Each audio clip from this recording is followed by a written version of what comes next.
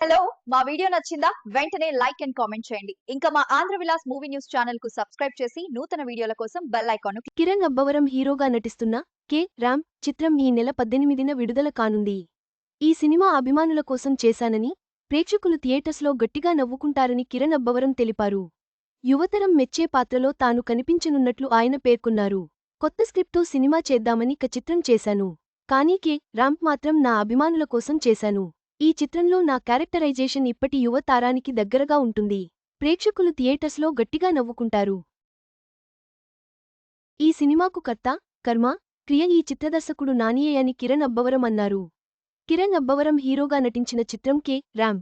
యుక్తి తరేజా హీరోయిన్గా నటించిన ఈ చిత్రంలో వికే నరేష్, సాయికుమార్, వెన్నెల కిశోర్ ప్రధాన పాత్రల్లో నటించారు. జైన్స్ నాని దర్శకత్వంలో రాజేష్ దండా, శివబొమ్మకు నిర్మించిన ఈ చిత్రం ఈ నెల 18న విడుదల కానుంది. ఈ సినిమా ట్రైలర్ లాంచ్ ఈవెంట్లో జైన్స్ నాని మాట్లాడుతూ, ట్రైలర్లోని ఎనర్జీకి సినిమా ఏమాత్రం తగ్గదు అని చెప్పారు. మా సినిమా విడుదల తేదీని చాలా రోజుల క్రితమే ప్రకటించాం. ఈ దీపావళికి పెద్ద బ్యానర్స్ నుంచి సినిమాలు వస్తున్నాయి.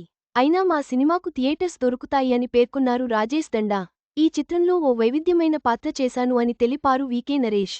సినిమాటోగ్రాఫర్ సతీష్ రెడ్డి, రైటర్ రవి మాట్లాడారు.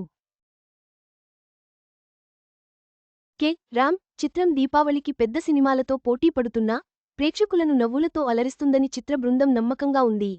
ఈ కామెడీ ఎంటర్టైనర్ బాక్సాఫీస్ వద్ద విజయం సాధిస్తుందో లేదో చూడాలి.